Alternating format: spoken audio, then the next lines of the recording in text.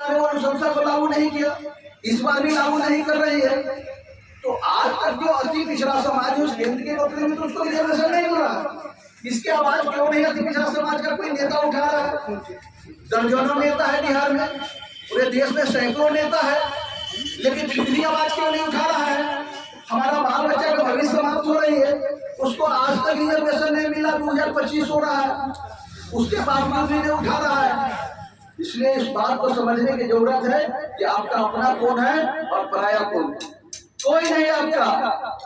अब देखिए, बाबा साहब भीमराव अम्बेडकर ने रिजर्वेशन दे दिया, पढ़ने का अधिकार दिया, उसको पढ़ने का अधिकार भी नहीं थी आपकी। अगर पढ़ने का अगर साहस करते तो आपके बच्चों के कान में शीशा पिघला के डाल दिया जाता था, गरम शीशा पिघला के डाल दिया जाता था, उसकी जुबान काट ली जाती थी, उसमें स्टूडेंटों को पढ़ने का अधिकार नहीं था।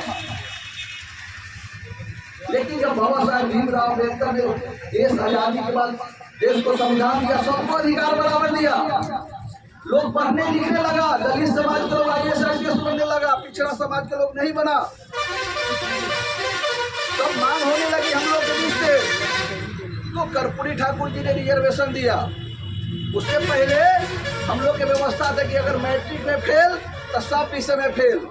जब 74 में जब उप मुख्यमंत्री बने कर्पूरी ठाकुर जी और शिक्षा मंत्री बने बिहार के, तो मैट्रिक में क्यों अटकाने की कोशिश किया कि इंग्लिश में तो फेल होगा, क्योंकि यहाँ के लोग हिंदी बोलता है, इंग्लिश तो बढ़िया जानता नहीं है, तो इंग्लिश में फेल करेगा। तो अगला नहीं चाहता था कि इसका बाल बच्चा डॉक्टर, इंजीनियर, मास्टर, कर्मचारी, ब्लॉक में कुछ कर्मचारी बने, तो वहाँ दिमाग लगाए कैसे इसको अटका दे। तो वहाँ कहा कि मैट्रिक में अगर फेल कर जाएगा तो इंटर में एडमिशन नहीं होगा, तो नौकरियाँ नहीं होगी। यही कर्पूरी ठाकुर जब शिक्षा मंत्री बने तो उन्होंने कहा कि नहीं, मैट्रिक में फेल और बाकी विषय में पास तो पास।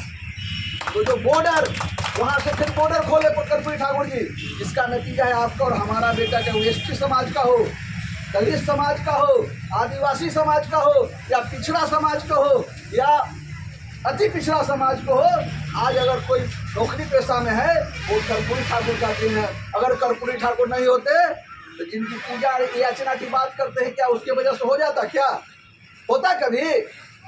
किसको हमको सम्मान करना चाहिए, किसकी बात करना चाहिए, किसकी हमको चर्चा करना चाहिए, किसकी आरती करना चाहिए, आपको समझने की जरूरत है।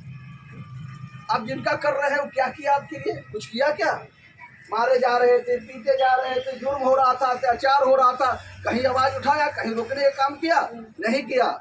इसलिए बात समझिए कि कर्पूरी ठाकुर जी ने हम लोग को रिजर्वेशन दिया, आज उस रिजर्वेशन को निजीकरण के माध्यम से समाप्त हो रहा है। निजीकरण क्या है भाई? सारे सरकारी संस्थान जो है सारा का सारा निजी हो रहा है, सब प्राइवेट हो रहा है, सब आउटसोर्सिंग से हो रहा है। जब सरकारी नौकरी ही नहीं रहेगी तो हम और आप रिजर्वेशन कहाँ से लेंगे? या वो दलित समाज के लोग हो, आदिवासी समाज के लोग हो, या पिछड़ा समाज के लोग हो, या अति पिछड़ा समाज के लोग हो, कहाँ से रिजर्वेशन लीजिएगा?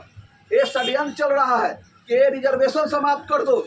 हम लोग का रिजर्वेशन समाप्त हो रहा है और हमारे समाज के लोग कुछ बोल नहीं रहा है, गहरी नींद में सोया हुआ है। आखिर आपके लिए कौन आवाज उठाएगा? आपका बाल बच्चा जो है, जो आने वाला है, फिर से जो 100 वर्ष पहले जो स्थिति थी वह स्थिति होने जा रहा है। आपके बाल बच्चा के साथ उसी तरह से काम करवाएगा, भूखे नंगे रहेगा, ऊपर से कोड़ा चला के जबरदस्ती से काम करवाएगा, उसको कोई सुनने वाला नहीं होगा। यह स्थिति आने जा रहा है। यह स्थिति था, यह स्थिति 47 से पहले थी, जबरदस्ती काम करवाया जाता था, उसके बदले में जो मजदूरी है वो अपने हिसाब से देता था, जिससे उसका पेट भी नहीं भरता था। आज फिर आने वाले समय में जिस तरह से हक अधिकार समाप्त किया जा रहा है कॉलेजियम सिस्टम के माध्यम से, जजों की नियुक्ति हो रही है, लेटरल इंट्री के माध्यम से IAS की नियुक्ति हो रही है बिना परीक्षा बिना इंटरव्यू के। आज हमारी संख्या की बढ़ोतरी हुई बिहार में, 15% हम लोग का रिजर्वेशन बढ़ा, 65% रिजर्वेशन हम लोग का हो गई। यहाँ बिहार सरकार ने कैबिनेट से निषेध दिया, विधानसभा से पारित किया, विधान परिषद से पारित किया। जब पारित हो गया तो कानून में आ गया। जब कानून में आ गया तो 15 नौकरी हम लोग एक्स्ट्रा मिलने लगा। पहले से तो 50 था ही, 15 जुड़ने से 65 हो गया। 12 लाख नौकरी अभी बिहार सरकार दे रही है। लगभग 2.25 लाख नौकरी हम लोग का चला गया। हाई कोर्ट और सुप्रीम कोर्ट ने उसको रद्द कर दिया। क्यों कर दिया भाई? इसलिए कि कॉलेजियम सिस्टम के माध्यम से केवल ब्राह्मण नहीं बन रहा, बैकवर्ड पिछड़ा दलित समाज के लोग नहीं बन रहे। नतीजा अगर पिछड़ा समाज का कोई होता जाए हाई कोर्ट में, कोई दलित समाज का होता तो जिस प्रकार से हाई कोर्ट ने अभी हम लोग को रिजर्वेशन समाप्त कर दिया कि 85% रिजर्वेशन समाप्त हो गया। अगर 15% रिजर्वेशन बढ़ेगा तो सबको बढ़ेगा, एसटी एससी एबीसी पिछड़ा सबका बढ़ेगा। इसके लिए किसी ने क्यों नहीं आवाज उठाया? हम लोगों ने अति पिछड़ा आरक्षण बचाओ संघर्ष महामोर्चा ने उसके कल होकर पटना में हम लोगों ने हाई कोर्ट के खिलाफ कोई बैठा क्या? पिछड़ा कहा जा रहा है कि पिछड़ा कहा जा रहा है, हमारे जो नेता है, जो पिछड़ा का नेता है, अगर पिछड़ा का है, दलित का है, आदिवासी का है, तो पिछड़ा का है, फिर ये बात क्यों नहीं उठा रहा है सदन में? जब चुनाव में जब वोट मांगने आता है पूछिए कि हमारा अधिकार समाप्त हो रहा है, 9वीं अनुसूची में नहीं डाला जा रहा है। यही नीतीश कुमार जी 9वीं अनुसूची में डालने के लिए डिमांड कर रहे थे जब मुख्यमंत्री थे और महागठबंधन